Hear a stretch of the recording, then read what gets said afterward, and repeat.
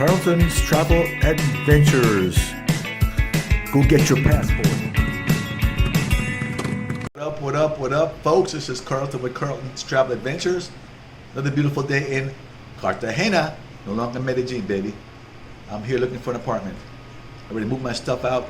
My furniture's in a bodega here in Cartagena, and I'm looking for an apartment. It's not easy. Let's see what happens. I got particular things that I want or I need in my apartment, you know? Certain floor, view of the ocean, all this stuff, hot water, all this stuff. So let's see what happens. I'm trying hard. Yeah, and I can't wait to get settled in an apartment, get used to the fisherman. I met one taxi driver, and he says the fisherman, he'll show me exactly where all the good fish is being caught. So not where all the people are located around here. So I'll show you where. And said my friend got a little boat, we go out, you know, we catch all these nice sized snapper. Not big, so they're small, eating size. So I like the big ones. He said, no, these small ones are perfect for eating. So I said, I'll pay for your gas. He said, sure.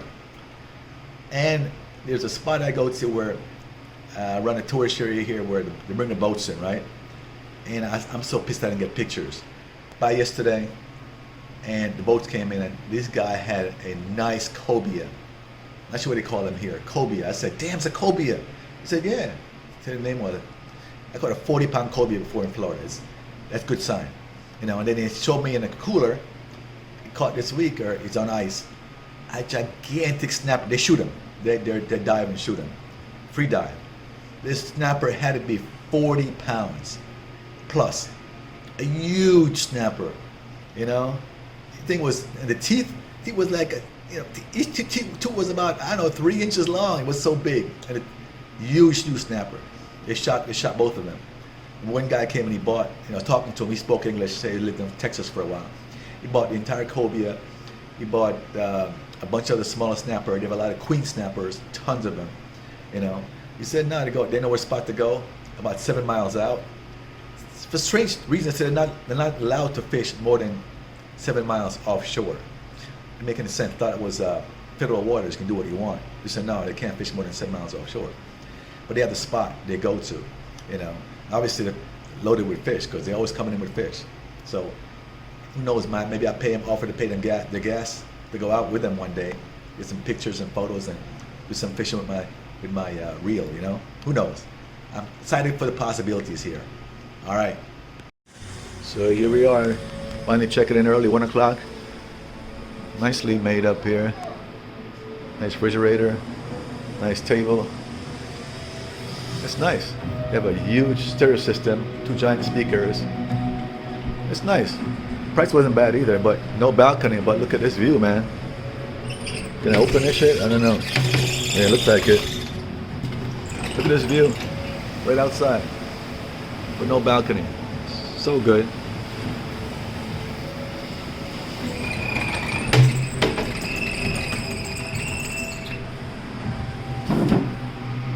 Really nice place.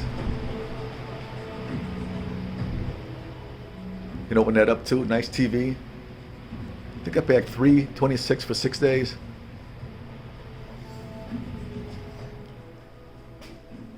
Let's see. Got a washer in here. Not bad.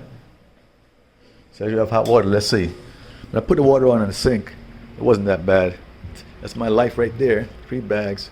Probably won't even empty that stuff. Probably want that big giant bag. Probably stuff all torn up all over the place in there. So it's not bad. Nice little spot. Told me the AC wasn't really working that great, but he said guy came and said he fixed it. It was all right. Not too bad. I can open the window anyway. So this is it. It's a nice spot. Nice spot. He said they had giant surround sound speakers on this. So I'm pretty satisfied so far. Just got to go up, start hunting and find something as soon as possible. I want to be in these places for months and months at a time. Yes, I love these taxi experiences, man. Now I've been here numerous times. I know what it costs from the airport to the area I'm going to, La Quito. You know, it's maybe 20,000 pesos, maybe top 25. So I come in to the airport, put all my luggage in the back of the taxi. You should ask him first. You know, I have a lot of luggage. I get in the taxi, I said, how much is it before you leave? Oh, only 42,000 pesos. I said, what? Repeat that? 42. I said, no, man, come on, man. Tip my shit out. What do you mean? It's only $10, man. Nothing for you. See, they think Americans got loaded with money. Only $10, nothing. $10, nothing for you. Oh shit. I said, no. But it costs 20 to 25, maybe 22, maybe. You know. So tip my shit out the car. You know. And then he goes, oh, it's okay. It's okay. 20, 25, it's okay. You know, this constant ripping tourists off to make a living, man. I need to do it every day. I don't know. It's constant, man. I give my props for that. But if you're being a fool, fine. It's amazing. What's up? So I'm just back in from looking for my apartments. A long day. Started early, 9 o'clock, 2 appointments. That's my view there. And so you know, this is my Airbnb. I just extended it until the 9 more days. From next Monday, 9 more days. We're gonna lock it in. So you gotta move, you know. It was about $37 a day for 9 more days until May 31st. So I'm set, so I'm not worried about it too much. I'll find something earlier.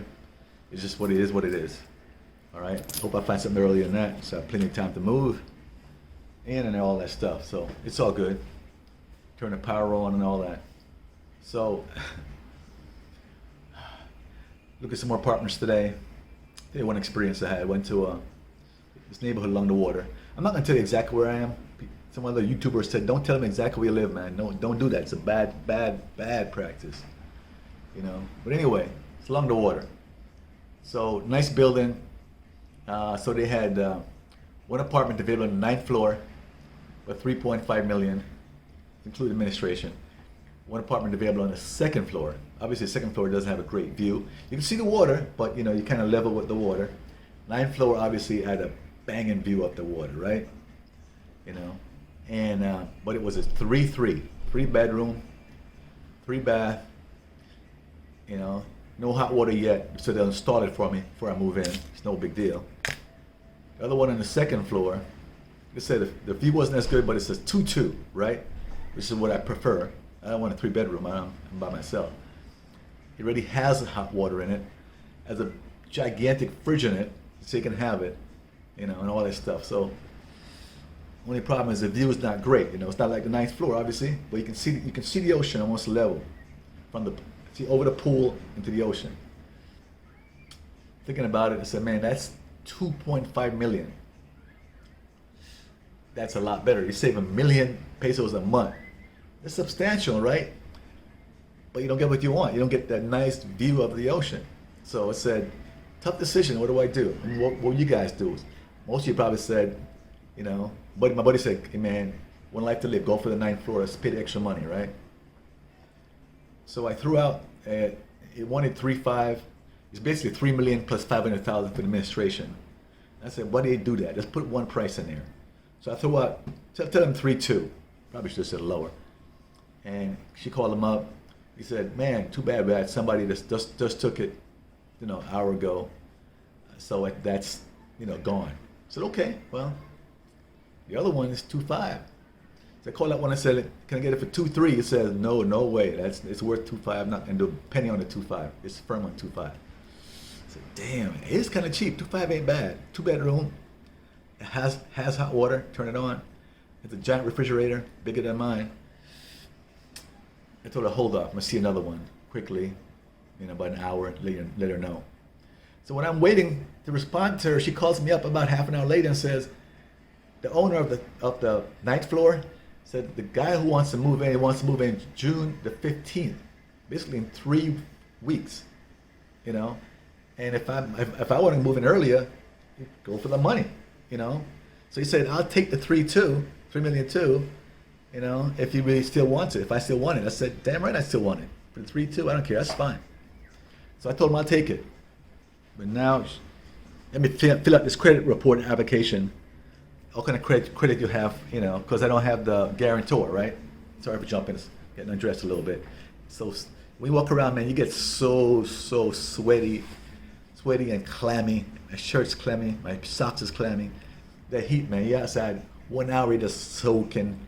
people here get used to it. I guess it's clammy and soaking and sweaty. It's nasty feeling. That's life, you know. So I see. I mean, fill this application out. All the credit you have in Colombia and all this stuff. So the only thing I got is Tico. So I'm waiting to response now to see if I get the proof of the credit. So we'll get the apartment. I did offer to pay him 6 months in advance. I'll give you, was it 19 million or whatever it was, for 6 months, and I'll do it that way without the guarantor. So let's see what happens. I said if he says no to that, I'll go for the set one on the second floor for 2.5 million, a lot cheaper, million cheaper. Might have the same issue, I don't know, but I'm willing to pay 1 year full for the 2.5. I'll pay them a year. I don't care. See if they accept that. But I'm tired of looking. Moving as soon as possible, and it meets my criteria. All right, so let's see what happens. Wish me luck.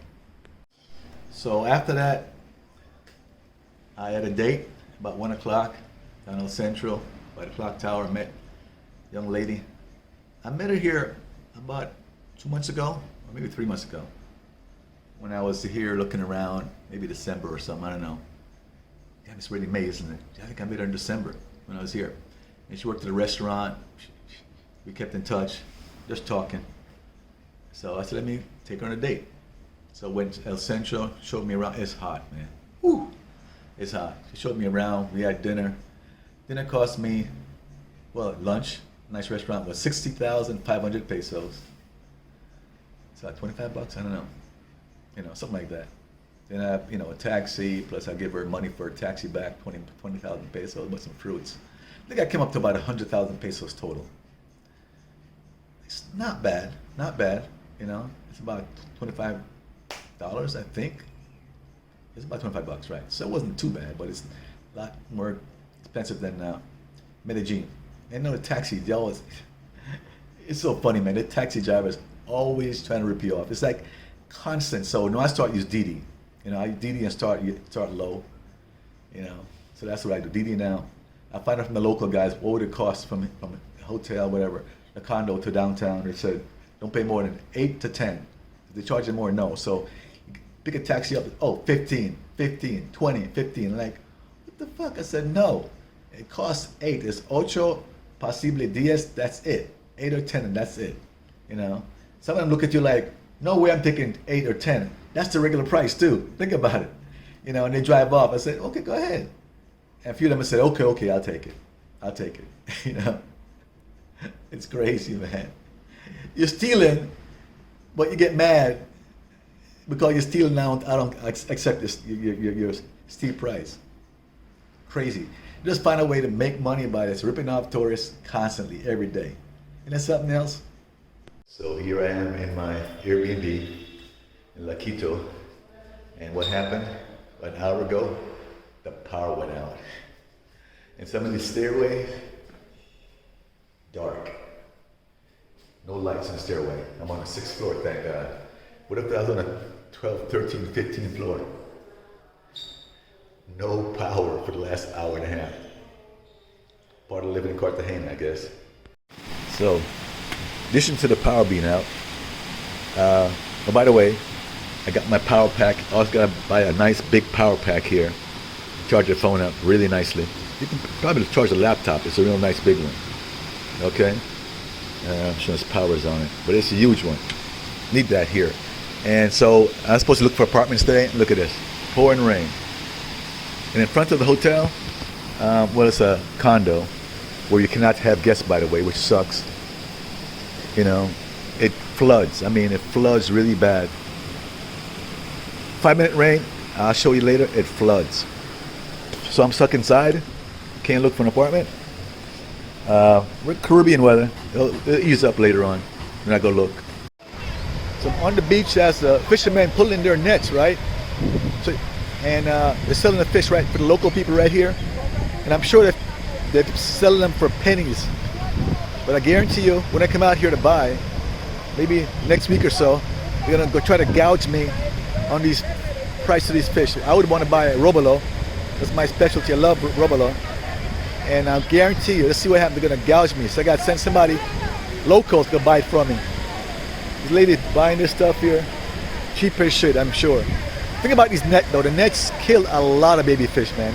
thousands of baby fish just killed in these nets. Flounders, you know, drums, all kind of stuff that's come up, die in these nets. They throw them to the birds, you know. It's amazing. If number of boats doing this stuff, and maybe once or twice a day, there's thousands and thousands and thousands of millions of fish, big fish that they kill off. You know, it's amazing. When it can sustain this kind of fishing, I think there's a season for it, which is good. They don't pull nets all year round. They pull them certain times of the year, which is a great thing. Imagine doing this all year round. It'd be crazy.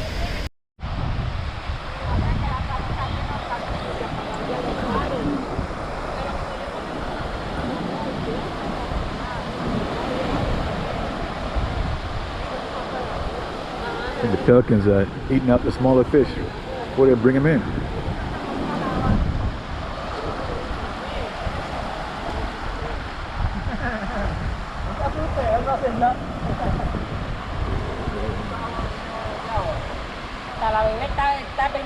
Que cuida el pescado para que crezca.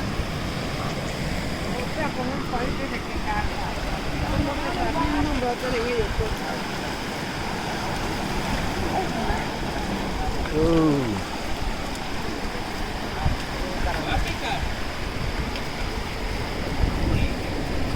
These are baby drums, a bunch of them. Damn, they kill them right off. I see a baby snook there too. All kind of baby fish. Kill out. Kill all kind of baby fish off. Man. Flounder, baby flounder. Oops.